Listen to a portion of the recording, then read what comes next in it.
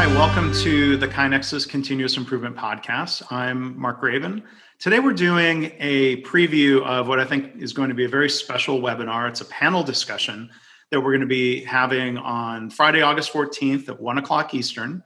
And the title for this is Sharing Our Visions and Voices to hashtag Root Cause Racism. So to register for this, you can go to kainexus.com/webinars.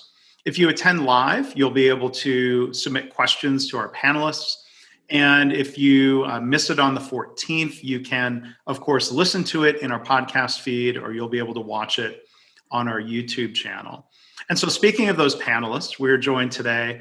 She's not only a panelist, but she's really the organizer and my collaborator on all of this. And she's become a friend, Deondra Wardelle. Deondra, how are you? Doing well, Mark. Thank you for having me today. Well, sure. And before we talk about what we've done on the blog this week and what you've organized and really made into something special, can you tell the listeners and viewers about your background in continuous improvement? Because I know this is something that's a real passion of yours. Absolutely. So my background in continuous improvement is pretty extensive. I've worked in a number of different industries.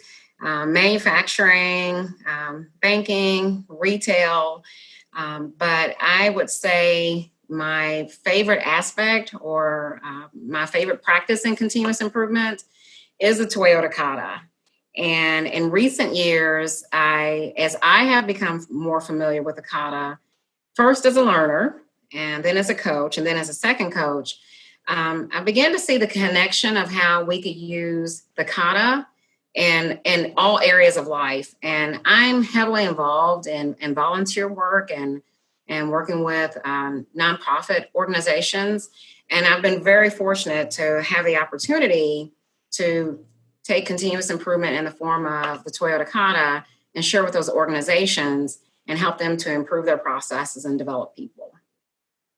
And I think one of the themes of this week is connecting ideas like kata and root cause problem solving, or A3 problem solving, or lean, or however we're going to label it, right. And applying that to ourselves, challenging our organizations, challenging society. Mm-hmm. So to talk about the theme and for the listeners, I just want to set a little context that I had invited Deondra. I was going to hand over my blog to her for the week. And I have this kind of tiny vision that, Deondra would maybe write a couple of blog posts and it would be great to get her perspectives. But boy, to your credit, Deondra, you've run with this, and with your leadership, this has become far more than I had ever envisioned. So can you share a little bit about the vision and what's come to be this week around hashtag root cause racism? Absolutely. So, one thing I do want to address is how big the project is. And it's a huge amount of work that has been accomplished in a really short period of time. Because when we first started having these conversations where you extended the invite to me to write a blog, from that moment until, the first blog was released, that was a span of about 3 weeks. And so, what I think contributed to that is I had been, as a result of what I had observed that had taken place in the country around, some of the George Floyd's murder and just other things around the Black Lives Matter movement, I was personally moved. And I've always been the type that, I have to do something. I have to do something to make, things better for those in my circle and in my community and ultimately in the world. And so I've just been wrestling with the idea of what can I do? And specifically, what can I do with continuous improvement? Because what we teach, no matter what the problem is, and especially the bigger the challenge, there is a way. We have tools, there are systems, there's ways to break these problems down and reach solutions. But the big piece is the collaboration. And I really believe in that expression, there's no I in team. And I remember when you asked about, writing the blog, one of the things I said, I want to get back with you because I want to bring some of my friends along. Right. That's how I am. Anything that I have ever done, I don't do it alone. It's about community. And so the people who are participating in this project are just so dynamic. For one, they're subject matter experts within their field. of which they're writing and speaking, but not everyone has a continuous improvement background. People who were invited to participate are everyday problem solvers in the spaces where they work. And so I'm really excited to have people on there like Michelle Penix. We first met when we were in first grade, and we're raising our voices then about things that we saw as little black girls that just were not right. And we spoke up and organized little protests in elementary school. And then people like my first kata coach, Tracy Defoe. And it just means so much. And just, and the representation from the women in Lean, my sorority sisters, the members of Alpha Kappa Alpha Sorority Incorporated, and then the members of Delta Sigma Theta Sorority Incorporated, the Divine Nine. And it's people of all age groups from all over the world. And it's a beautiful collaboration. And I'm hoping that, and I believe that one of the things that people will take away from this is the beauty that can happen when all of us who have differences come together, we talk about what it is we don't understand, and we work together and we produce something beautiful. Yeah. Yeah. And there's been, this fantastic series of blog posts that people can find at leanblog.org/root cause racism. And, we're touching on education and healthcare and government and the arts and, business and community. There's been generally 3 posts every day. Starting with your kickoff post on Saturday, Deondra. So yes. There's a lot that I hope people will go and check out and read, and there's a lot to think about. There is. And that's the other thing too, is that not only, of course we want there to be some action or countermeasures, no matter how small the step is that comes out of this. But the other thing, I hope that there is more dialogue. I think about some of the conversations that you and I have had. You're a white man, I'm a black woman, in case anyone didn't notice that. Well, if they're listening, they might not know. But yes. Well, yeah. And and some of as we've had reflections about not only the different blogs, but just some of our own unique experiences, and you've helped to open my eyes to things that people may be facing or may be experiencing that I would not have thought of. And it's so important. Vice versa.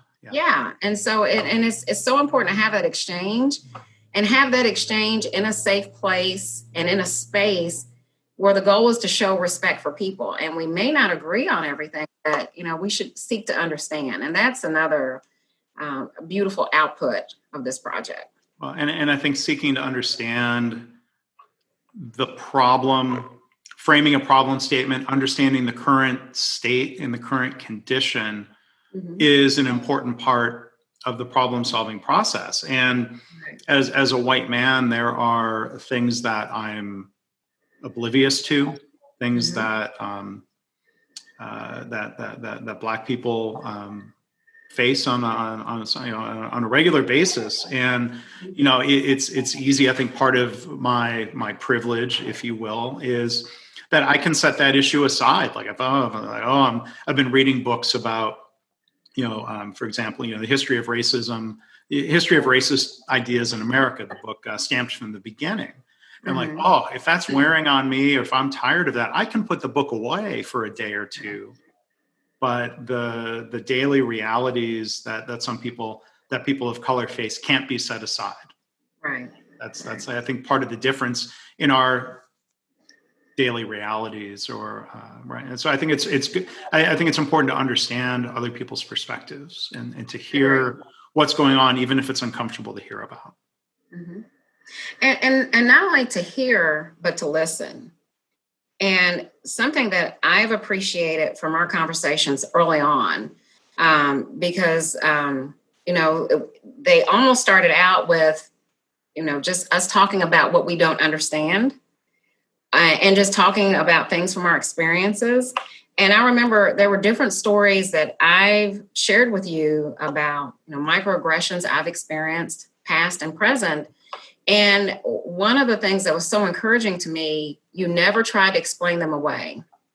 And you didn't try to offer me a solution. And sometimes you just sat and you listened with empathy. And I could, see in your facial expressions and how you were paying attention, that meant a lot. So that's the one piece. But then the action, you opening your blog to me this week. And I don't think, of course, people may not be aware of all the behind the scenes, but not only are you allowing or have welcomed and invited my friends and I to post these blogs, I have administrative access to your blog, to where I can go in and make changes. And when you first granted me access, I was like, he's only known me a few days. This is trust. And, as we collaborated and I would send you things and I would ask you for your opinion, you would say, Deondra, I trust you. And I felt so empowered, and that's where I think the collaboration grew even more, because all the participants that are involved, there's so much trust between us. Those who are writing blogs, they would say, Deondra, please edit, change whatever you want. I said, I'm not changing anything. Yeah. The name of this is Visions and Voices. This is your voice. And that is something that Karyn Ross speaks to all the time. I've had coaching sessions with her as we work through this. And one of the things that she repeatedly reminded me of, and I try to share this with others, is speak in your voice. And again, the magnificent things that have come out of all of us, first of all, listening to one another, collaborating and trusting, and then speaking in our voice, we are demonstrating what it looks like to show respect for people.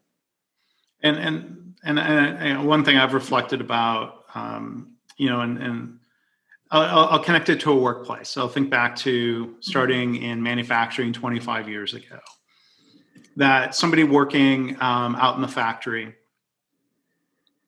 might try to speak up and say, hey, there's something here that's unsafe. And they might bring me in as an engineer to look at it and like, oh gosh, that's unsafe. There's something we need to fix. There's a risk we need to eliminate. Right. And unfortunately, in that environment, which was not yet into a lean transformation, like when we got a new plant manager who made all the difference in the world. But under that first regime, I could go and report something, and it would be easy for a leader at different levels, often their office, to be dismissive and say, well, that's not really a risk. That's not unsafe.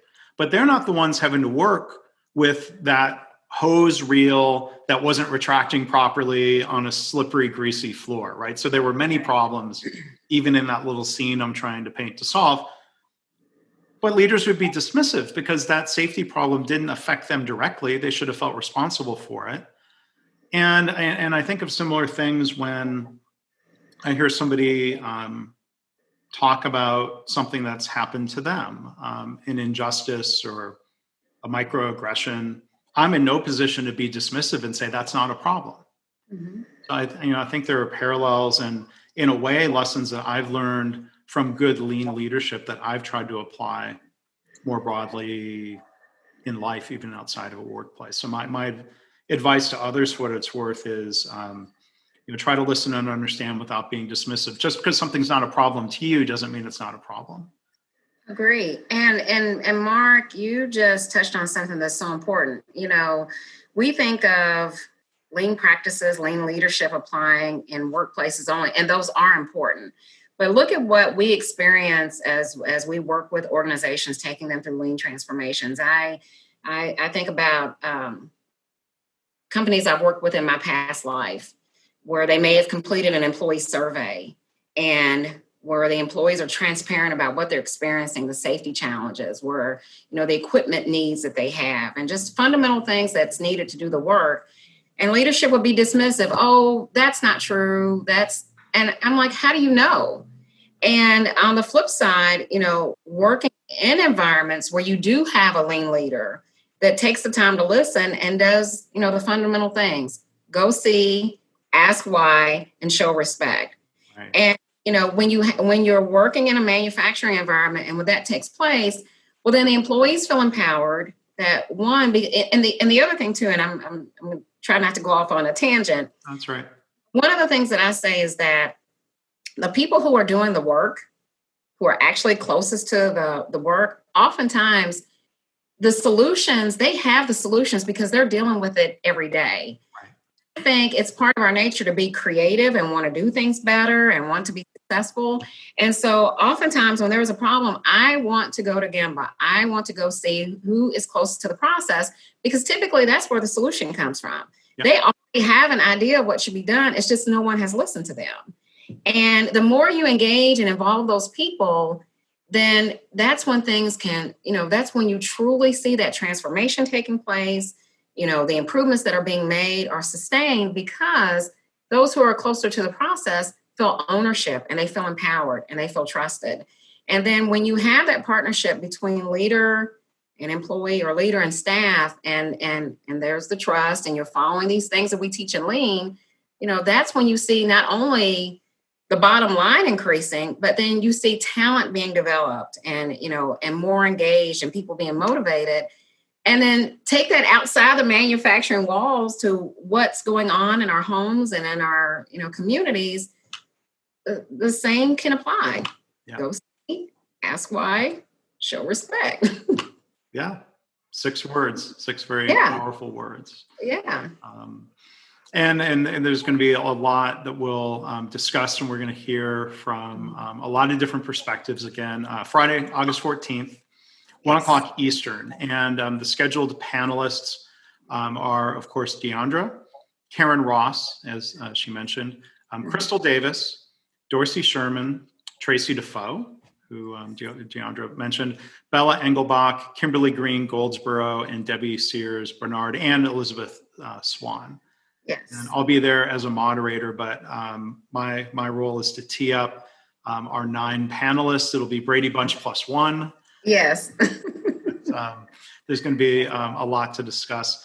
And again, I would encourage people to come watch and add questions into the mix. And again, KaiNexus.com/webinars. Deondra, to wrap up, is there any other thought that you'd want to share? Maybe just kind of along the lines of why this panel discussion is important to you, and or why you think it's important for others to come and attend and think and participate. So, thank you for, again, having me today, and thank you again for just this entire opportunity. What I want people to understand, and what I hope they see from the panel discussion, whether people are familiar with the continuous improvement, Lean Six Sigma, A3 thinking, Toyota Kata, what have you. What I want everyone to understand is that we have some major problems that we have to address. And specifically along the lines of racism. Racism in this country, it's rooted into the fiber of every aspect of how we interact. And it's over 400 years that these systems have been in place. But just because that's been the case doesn't mean there's not anything we can do about it. And I don't know that in my lifetime that I'll see racism totally eradicated. But what I do hope is that we're a little closer to our goal of making things better for everyone. And sometimes we can get so overwhelmed thinking about the big goal or the big task that needs to be accomplished. And I just hope everyone will take away at least one small step they can start doing. And my one small step may be different from your small step. My one small step may be reading a book, or my neighbor who looks different from me that I've never talked to in all the years that I've lived in my home, saying hi to them when I go check my mail, or getting involved in a protest, or writing a letter, or registering to vote. Whatever your one small step looks like, I hope as a result of experiencing these blogs and listening to the amazing dialogue that I know we're going to have on the webinar, I hope that people are able to take away that one step and not stop there, but then figure out the next step they can do and the next step to get us closer to a world without racism. And I guess in the context of Toyota Kata, we have a challenge, but we can set a target and think about our next steps or our next experiment, and how do we evaluate that, and are we moving closer to our ideal state, right? Absolutely. Absolutely. So thank you, Deondra, for all of your efforts this week, and for collaborating on this, and for doing the panel. So again, we've been joined today by Deondra Wardelle. If people want to learn more about what you do, can you share? I guess people can find you on LinkedIn. You've got a web page. If you want to mention that, maybe real quick. Sure. So you can connect with me on LinkedIn. It's Deondra R. R stands for Rhoda, named after my great grandmother. Wardelle. And then you can also find me on my website. It's www.tn1.com, which stands for on to the next one. Yeah. So I hope people will go check that out and learn more about you and interact with you. And again, looking forward to the webinar, and who knows, whatever collaborations are going to follow beyond that. Like I'm thinking about, Friday, the 14th here being the end of this week, but in a way, I think it's just the beginning of ongoing discussions and collaborations, right? I agree with you 100%. And the other thing too is, once I call you friend, that's it. You're stuck with me for life. Good. All right. Thanks, Deondra. Thank you, Marty.